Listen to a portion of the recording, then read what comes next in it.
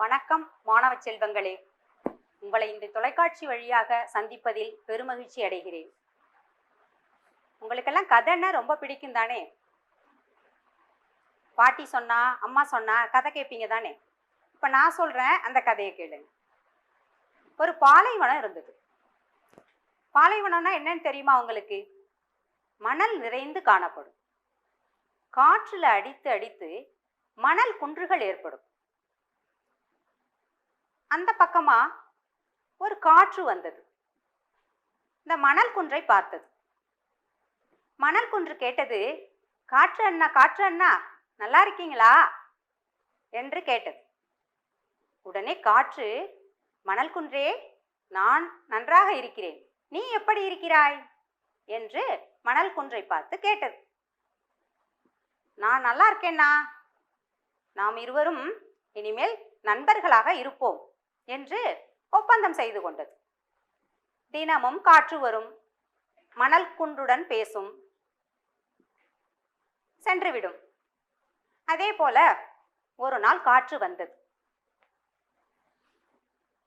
மணல் குன்று, காற்றண்ணா, காற்றண்ணா, நல்லா இருக்கீங்களா என்று கேட்டது. காற்று, நான் நல்லா இருக்கேன், நீ எப்படி இருக்க என்று கேட்டது. மணல் குன்று சொன்னது, நாங்க எங்க அண்ணா நல்லா இருக்கோம், ஒரே புழுக்கமா இருக்குன்னா, ஒரே வெப்பமா இருக்குன்னா என்று கூறியது. என்ன, வெப்பமாக இருக்கிறதா, புழுக்கமாக இருக்கிறதா, ஏன் என்று கேட்டது.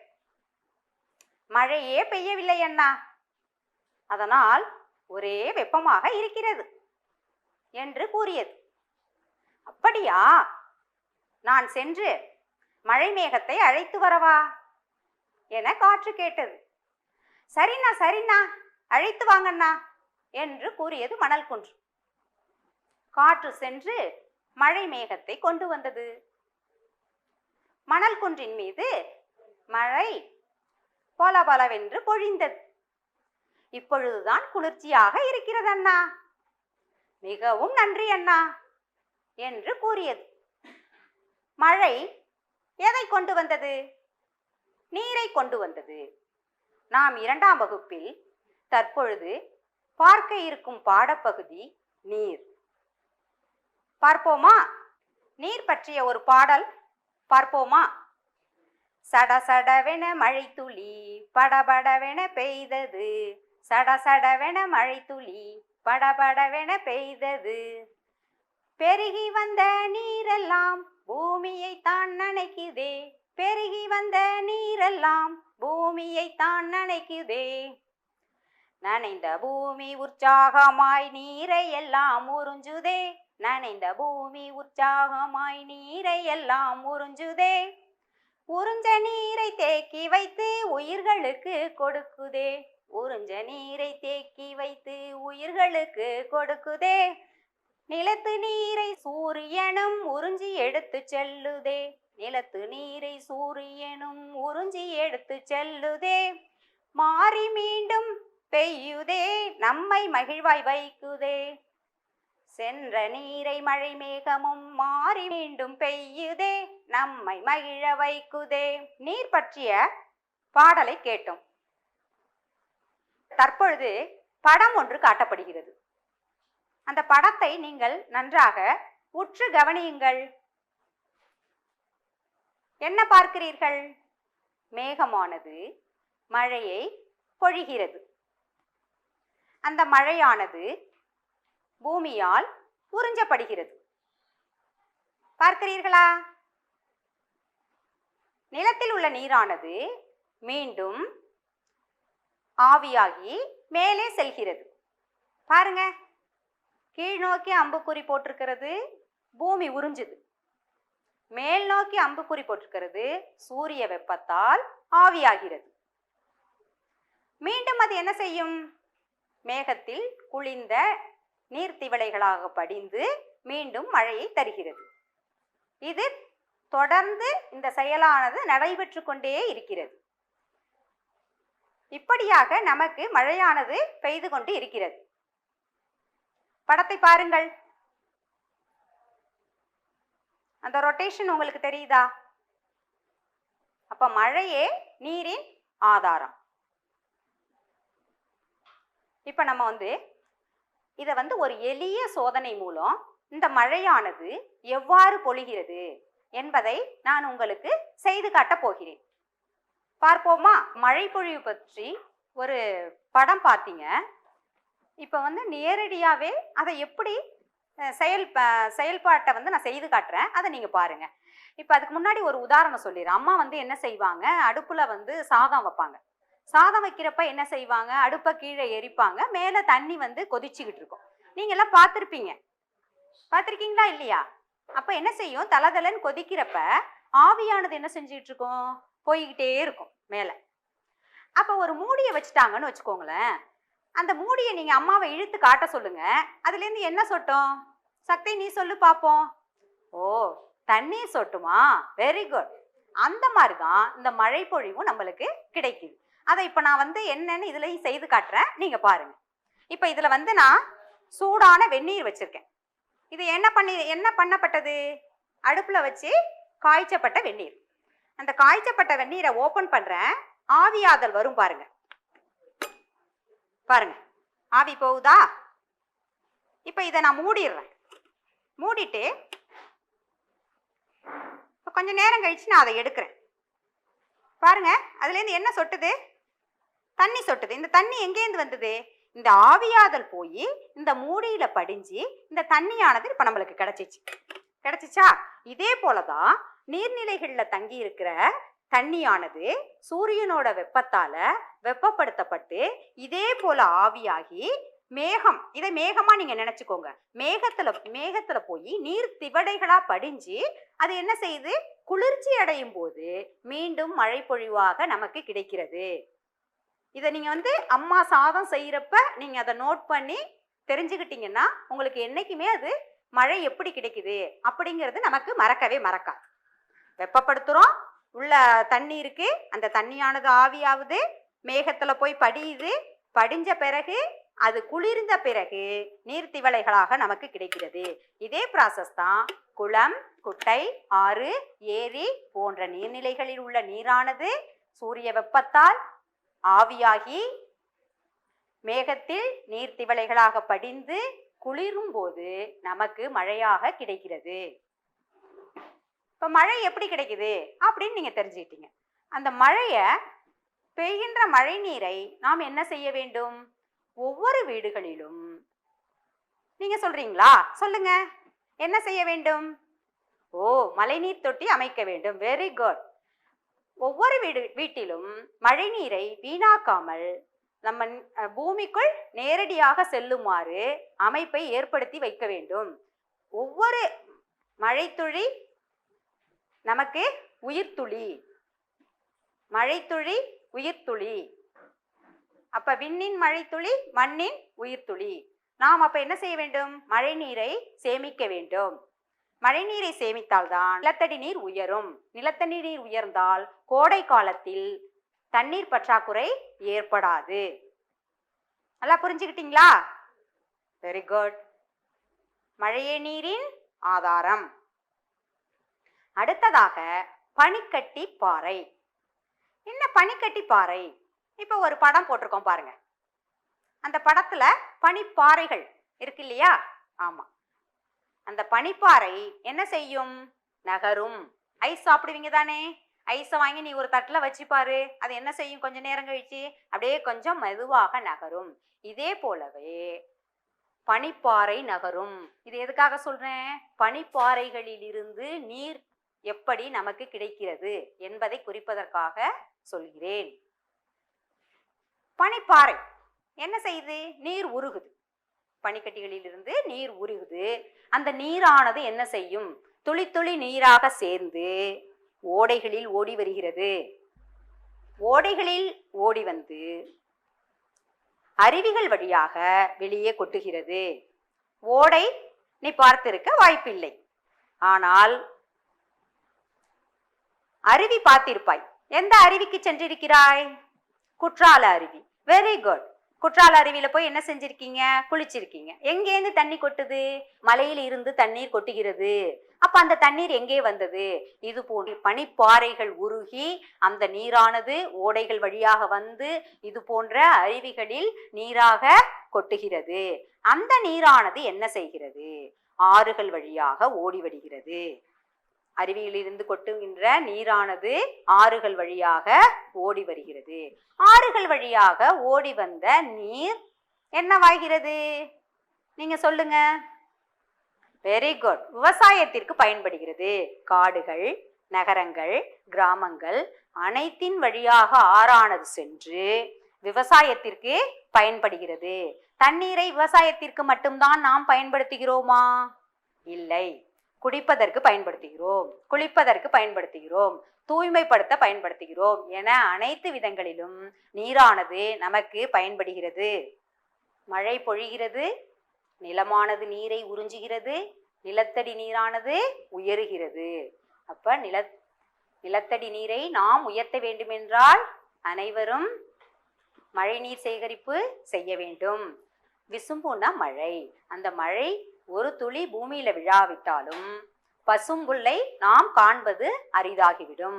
ஆதலால் நாம் மழை நீரை சேமிக்க வேண்டும். இப்பொழுது ஒரு படம் காட்டப்படுகிறது. அந்த படத்தை உற்று நோக்குங்கள்.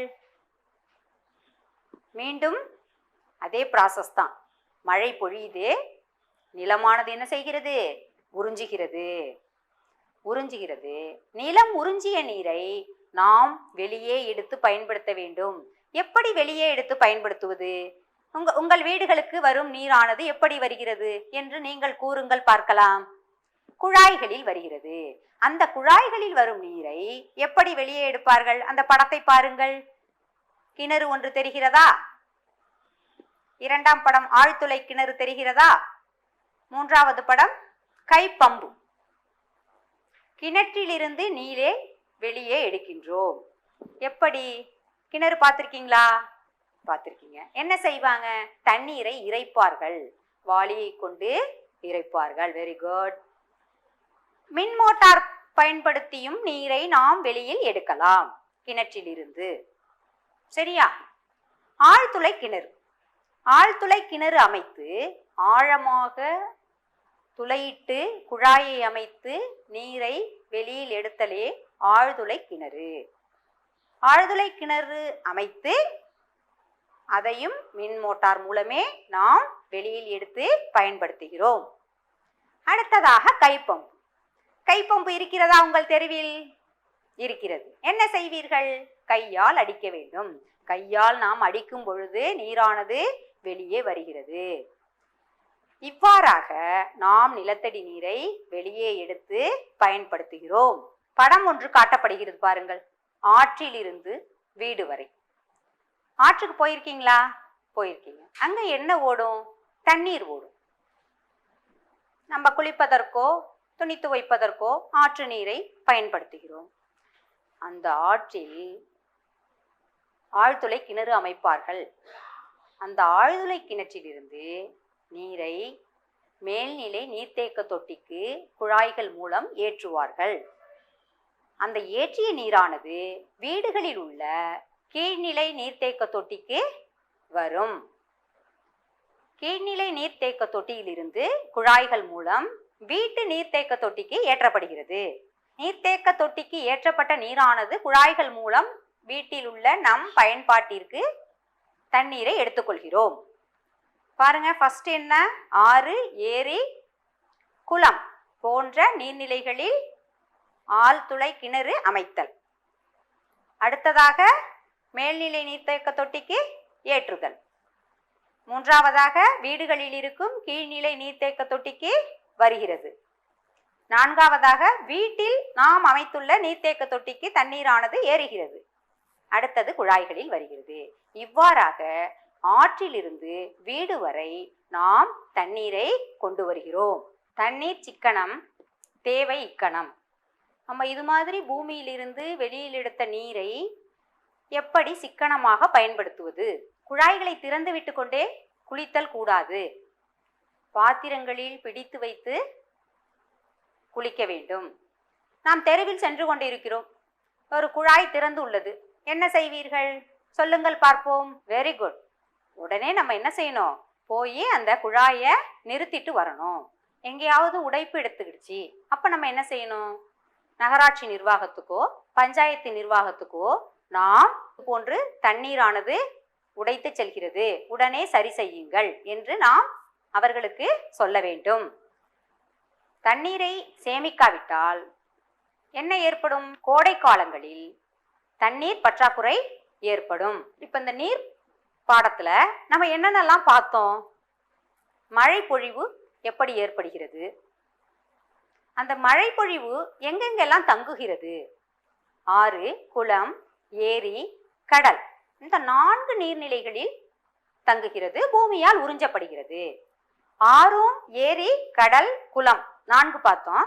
இதுல குளமும் ஏரியும் தேங்கி நிற்கும் நீர்நிலை, அதாவது வெளியிலேந்து வந்து நிறைந்த பிறகு மீண்டும் ஓடுவதில்லை, அப்ப அது தேங்கிய நீர்நிலை. அடுத்ததாக ஆறு, ஆறு ஓடிக்கொண்டிருக்கும் நீர்நிலை. ஆறு இறுதி எங்கு சென்றடையும்?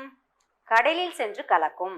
மழை பொழிகிறது, பூமி உறிஞ்சுகிறது, ஆறு குளங்களில் நிரம்புகிறது, மீண்டும் அது ஆவியாகிறது, ஆவியாகி மேகங்களில் படுகிறது, குளிர்ந்து மழையை தருகிறது, மழையானது பூமியால் உறிஞ்சப்படுகிறது, அதை நாம் ஆழ்துளை கிணறு, கிணறு, அடிக்குழாய் மூலம் வெளியே எடுத்து பயன்படுத்துகிறோம். பயன்படுத்தும் நீரை நாம் சிக்கனமாக பயன்படுத்த வேண்டும். சிக்கனப்படுத்தினால் தண்ணீர் பற்றாக்குறை ஏற்படாது. இவ்வளோ நேரம் நம்ம நீர் பற்றிய பாடத்தை பார்த்துட்டோம். இப்போ இதுலேருந்து உங்கள்கிட்ட சில கேள்விகள் நான் கேட்குறேன். அந்த கேள்விகளுக்கு நீங்கள் பதில் கூறுங்கள். நீரின் ஆதாரம் எது? 4 விடை சொல்லுவேன், நீங்க எதுன்னு சொல்லுங்க. அ கடல், ஆ மழை, இ காற்று, இ ஆகாயம். மழை. Very good. நீரின் ஆதாரம் மழை. நீரை நாம் எந்தெந்த வழிகளில் பூமியில் இருந்து வெளிக்கொண்டு வரலாம்? கிணறு, அடிக்குழாய், ஆழ்துளை கிணறு. Very good. ஆறு இறுதியில் டேஷ் சென்றடைகிறது. அ கடல், ஆ மலை, இ குளம், ஈ ஏரி. இந்த 4ல் எந்த விடை சரியானது? ஆறு இறுதியில் கடலை சென்று அடைகிறது. Very good. நீர்நிலைகளின் பெயர்களை கூறுங்கள். ஆறு, ஏரி, குளம், கடல். தேங்கி நிற்கும் நீர்நிலை எதெது? குளம், ஏரி. Very good.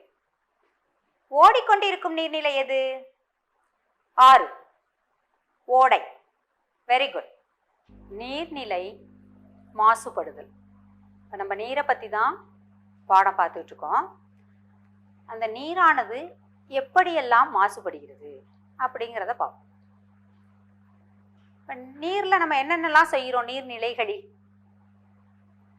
குளிக்கிறோம், துவைக்கிறோம், வாகனங்களை கழுவுகிறோம், விலங்குகளை குளிப்பாட்டுகிறோம். இப்போ இதெல்லாம் நம்ம நாள்தோறும் செய்யக்கூடிய செயல்கள். இப்போ இப்படி செய்யறதுனால இந்த நீர்நிலையானது எப்படி மாசுபடுது? நாள்தோறும் அதில் குளிக்கிறோம், துணி துவைக்கிறோம். அப்போ என்ன போடுறோம்? அதில் சோப்பு போட்டு குளிக்கிறோம், சோப்பை பயன்படுத்தி துணிகளை துவைக்கிறோம்.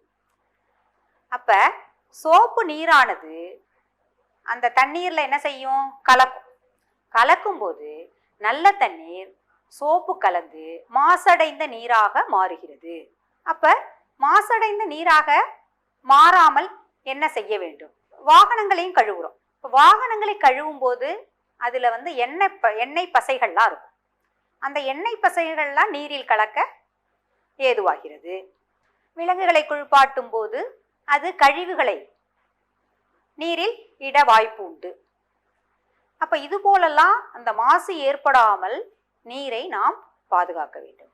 என்ன செய்ய வேண்டும்? நீர்நிலைகளுக்கு வெளியே நீரை எடுத்து மாடுகளை குளிப்பாட்டலாம், வாகனங்களை கழுவலாம். கிணறு, கைப்பம்பு போன்ற நீர்நிலைகளுக்கு அருகில் நாம் துணி துவைக்கும் போதோ, குளிக்கும் போதோ, பாத்திரங்களை சுத்தம் செய்யும் போதோ அந்த நீரானது நிலத்திற்குள் சென்று நிலத்தை வீணாக்குவதற்கான வாய்ப்பு ஏற்படுகிறது. அப்ப அந்த தவறுகள்லாம் நிகழாம இருக்கணும்னா நாம் நீர்நிலைகளை விட்டு தூரத்திலேயே இந்த செயல்பாடுகளை எல்லாம் நாம் செய்ய வேண்டும். அப்படி செய்யும் பொழுது நீரானது மாசுபடாமல் நல்ல நீராக இருக்க வாய்ப்பு உண்டு. சில ஊரெல்லாம் என்ன செய்வார்கள்னா, குளத்துக்கு காவல் போட்டிருப்பாங்க. எதுக்குன்னா அதுல இறங்கி மாடுகளை குளிப்பாட்டவோ குளிக்கவோ கூடாது. அந்த தண்ணியை வெளியில எடுத்துட்டு வந்துதான் அதை நம்ம பயன்படுத்தணும். அது போன்ற நிலையெல்லாம் தவிர்க்கிறதுக்கு நாமே நம்மாலான முடிந்த சில செயல்பாடுகளை எல்லாம் நாமே ஏற்படுத்தி கொள்ள வேண்டும். நீரை பாதுகாத்தால்தான் நாம் பிற்கால சந்ததியினருக்கு நல்ல தண்ணீரையும் நிலத்தடி நீரையும் விட்டு செல்ல முடியும். சரி, இப்போ நம்ம இந்த மாதிரி எல்லாம் பார்த்துட்டோம். இதெல்லாம் நீங்க அம்மாட்டையோ அப்பாட்டையோ உங்க பாட்டி தாத்தா அவங்கள்ட்ட எல்லாம் சொல்லி நீர்நிலைகளை மாசு ஏற்படாமல் நீங்கள் பாதுகாக்க சொல்ல வேண்டும். ஆலைகளிலிருந்து கழிவுகளை சென்று கலப்பார்கள். அந்த ஆலை கழிவுலாம் கலக்கும் போது அதுல ரசாயனங்கள் அதிகமாக சேர்ந்திருக்க வாய்ப்பு இருக்கு. அந்த ரசாயன கழிவுகள்லாம் ஏற்பட்டா நம்ம தொலைக்காட்சியில எல்லாம் சமயத்துல பார்ப்போம். அப்படியே நொங்கு நுரையுமா அடிச்சுக்கிட்டு போகும். அப்ப அதுல உள்ள ரசாயனங்கள் தான் அந்த தண்ணீர்ல கலக்கு. அப்ப அதுல வாழ்ற உயிரினங்கள்லாம் கூட சாகறதுக்கான வாய்ப்பு ஏற்படுகிறது. மீன்கள்லாம் பார்த்தீங்கன்னா தொலைக்காட்சியில காட்டும் பொழுது சில இடங்களில் செத்து மிதக்கும். அப்ப அதெல்லாம் சாகாம இருக்கணும் அப்படின்னு சொன்னா மீன்கள் மட்டும் இல்ல, தவளை இருக்கும் தண்ணீர்ல, நண்டு இருக்கும், ஆமை இருக்கும். இவை அனைத்து உயிரினங்களுமே இந்த ரசாயனங்களால சாகறதுக்கான வாய்ப்பு ஏற்படுகிறது. அந்த மாசுபட்ட நீரை நாம் பயன்படுத்தவும் முடியாது. பயன்படுத்தால் உடலில் அரிப்பு ஏற்படும். இப்ப ரசாயனம் கலந்த நீரில் நாம் குளிக்கிறோம் என்றால் அது நமக்கு அரிப்பை ஏற்படுத்தும், உடல் வியாதிகளை ஏற்படுத்தும். அதனால் நாம் நீரை மாசுபடாமல் ஆலைகளிலிருந்து வெளியேறும் கழிவுகளை அந்த ரசாயனங்களை நீக்கி பிறகு அதை தோட்டங்களுக்கு பாய்ச்சி மறுசுழற்சி செய்து அதை பயன்படுத்தலாம். வீடுகளிலிருந்து வெளியேறும் நீரை தோட்டத்திற்கு பாய்ச்சலாம். ஆலைகளிலிருந்து வெளியேறும் நீரை மறுசுழற்சி செய்து தோட்டத்திற்கு பயன்படுத்தலாம். வீடுகளிலிருந்து வெளியேறும் நீரை நாம் நேரடியாகவே தோட்டத்திற்கு பாய்ச்சலாம். அடுத்ததாக, இப்ப நீர் உனக்கு காய்ச்சல் ஏற்படுகிறது. அப்ப என்ன செய்யணும்? நிறைய தண்ணி குடிக்கணும். காய்ச்சல் ஏற்படுகிற போது நிறைய தண்ணீர் குடிக்க வேண்டும். பெரும்பாலான நோய்கள் நீரால் மட்டுமே ஏற்படுகிறது.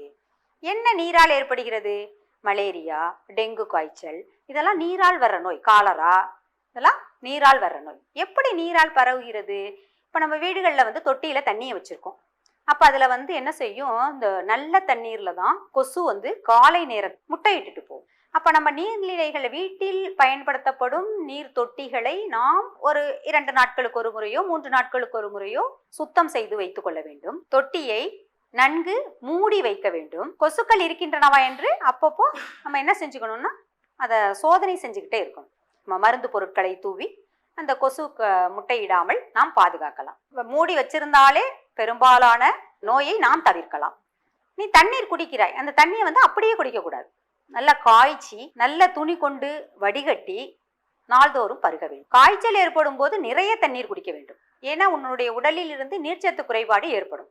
அப்பொழுது நீ காய்ச்சி வடிகட்டிய நீரை உனக்கு வேண்டாம் என்றாலும் அவ்வப்பொழுது உள்ளே சிறிதாக எடுத்துக்கொள்ள வேண்டும்.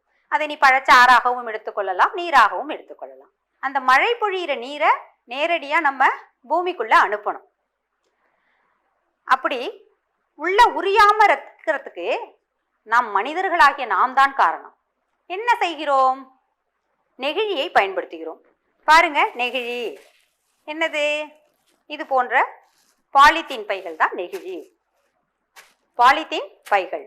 இந்த பைகள் பூமியில நம்ம நிறைய பயன்படுத்துறோம். பயன்படுத்தினா என்ன செய்யுது? இது அப்படியே இப்படி நின்றுடும். இப்ப இதுல தண்ணியை ஊத்துனா என்ன செய்யும்? கீழே வராது. இப்ப இதே போலதான் விண்ணிலிருந்து வரும் மழை துளியானது இதுல படும்பொழுது இப்படியே இருந்து ஆவியாகிடும். அப்ப இது பூமிக்குள்ள போறதுக்கு வாய்ப்பே இல்லை. அப்ப நம்ம வெளியில செல்லும் பொழுது இது போன்ற பைகளை நமக்கு ஈஸியா கிடைக்குது அப்படிங்கிறதுக்காக நம்ம வாங்கி கொண்டு வராமல் நம்ம வீட்டிலேயே துணிப்பை தயாரித்து வைத்துக் கொள்ளலாம். சணலான பைகள் வாங்கி வைத்து கொள்ளலாம். ஏன்னா இது போன்ற பாலித்தீன் நெகிழி பொருட்களை நாம் பயன்படுத்தும் பொழுது நம்மளுடைய நிலத்தடி நீர் உயராமல் தாழ்வாகவே இருக்கும். அப்படி நிலத்தடி நீர் உயரவில்லை என்றால் தண்ணீர் பற்றாக்குறை ஏற்படும். இப்ப இது மக்குவதும் இல்லை. நீ எப்பயாவது உங்க வீட்டுக்கு பக்கத்துல இருக்கிற பெரியவர்கள் யாராவது குழி தோண்டினார்கள் என்றால் நீ அதை கவனி. என்ன இருக்கும்? தோண்ட தோண்ட இது போன்ற பாலித்தீன் கவர்கள் நிறைய வரும். ஏன்? இது விரைவில் மக்குவதில்லை. என்ன செய்வதில்லை? மக்குவதில்லை. அப்ப நம்ம மக்கக்கூடிய பொருட்களையே நாம் பயன்படுத்த வேண்டும். மட்காத பொருட்களை பயன்படுத்தும் போது அது நமக்கு ஆபத்தை விளைவிக்கும். நாம் பூமிக்கு செய்யும் தீங்கு. பூமிக்கு தீங்குன்னா அது நமக்கு தீங்கு. அப்ப நாளைய சமுதாயத்திற்கு நாம் தண்ணீரை சேமித்து வைக்க வேண்டுமென்றால் இது போன்ற பாலித்தீன் பைகளை நாம் பயன்படுத்தக்கூடாது. நீர் குடுவைகளை பயன்படுத்தலாமா? பயன்படுத்தக்கூடாது. ஏன்னா இதுவும் பிளாஸ்டிக் தான். அப்ப நீங்க என்ன செய்யலாம்? கண்ணாடியாலான பாட்டிலோ அல்லது உலோகத்தாலான பொருட்கள்லாம் வந்திருக்கு, அது மாதிரி உள்ள பொருட்களை நீங்கள் பயன்படுத்துங்கள். இதுவும் விரைவில் மக்குவதில்லை. அதோட இது அப்படியே நம்ம என்ன செஞ்சிருவோம்? தண்ணியை வாங்கி குடிச்சிட்டு அப்படியே தூக்கி போட்டுருவோம். அப்ப தூக்கி போடும்போது கடல்ல போய் பார்த்தீங்கன்னா கடற்கரை ஓரத்துல இது போன்ற ஆயிரக்கணக்கான பிளாஸ்டிக் பாட்டில்கள் ஓரத்துல ஒதுங்கி கிடக்கு. ஏன்? இதெல்லாம் யார் பயன்படுத்தினது? கடலா தண்ணி குடிச்சுது? இல்ல, நாம குடிச்ச தண்ணி தான். அப்ப நம்ம குடிச்சிட்டு என்ன செஞ்சிடறோம்? இதை தூக்கி வீசுறோம். அப்ப இது போன்ற பிளாஸ்டிக் பாட்டில்களை பயன்படுத்தாமல் நாம வெளியூர்களுக்கெல்லாம் சென்றோம்னா உலோகத்தாலான பாட்டில வச்சுட்டோம்னா அதை நம்ம சுத்தப்படுத்தி வச்சுக்கிட்டோம் அப்படின்னு சொன்னா அந்த பாட்டில்கள்ல நம்ம எங்க நல்ல தண்ணி கிடைக்குதோ அங்க பிடித்து குடிச்சோம்னா இது கடல்லையும் நிறைய உயிரினங்கள் வாழுது இல்லையா? நண்டு, ஆமை, மீன் எவ்வளோ வருது. அந்த எல்லா கடல் குதிரை, நட்சத்திர மீன் நிறைய இருக்கு கடல்ல. அந்த உயிரினங்களுக்கெல்லாம் நாம தீங்கு ஏற்படுத்தாம நம்ம என்ன செய்யணும்? இந்த பிளாஸ்டிக் பாட்டில் பயன்படுத்துறத தவிர்க்கணும். நீர் என்ற பாடம் பற்றி தானே பார்த்தோம். உன்னுடைய பாடப்பகுதியில் 64ஆம் பக்கத்தை எடுத்துக்கொள். அதில் கலந்துரையாடுவோமோ என்ற தலைப்பில் ஒரு படங்கள் கொடுக்கப்பட்டுள்ளது பார். வீடுகளுக்கு எங்கிருந்தெல்லாம் தண்ணீர் கிடைக்கிறது? என்ன கொடுக்கப்பட்டிருக்கிறது? அடிகுழாய், குழாய், கிணறு, ஆறு, இந்த நீர்நிலைகளில் இருந்து நாம் தண்ணீரை பெறுகிறோம். அடுத்ததாக ஒரு படம் கொடுக்கப்பட்டுள்ளது பார். அது கீழ் நோக்கி எந்தெந்த படங்களுக்கு அம்புக்குறி இடுவாய், மேல் நோக்கி எந்தெந்த படங்களுக்கு அம்புக்குறி இடுவாய். இளநீர் படம் கொடுக்கப்பட்டுள்ளது. அதில் என்ன போட்டிருக்காங்க? ஸ்ட்ரா போட்டிருக்காங்க. இளநீரை உறிஞ்சும் பொழுது எங்கே செல்லும்? மேலே செல்லும். Very good. அப்ப மேல் நோக்கி அம்புக்குறியை இட வேண்டும். தர்பூசணி பழம் கொடுக்கப்பட்டுள்ளதா? கண்ணாடி டம்ளரில் வைத்து அந்த தர்பூசணியில் இருந்து சாரானது எங்கே சொல்லும்? மேலே வா, கீழே வா? மேலே செல்லும். கிணறு படம் கொடுக்கப்பட்டுள்ளது.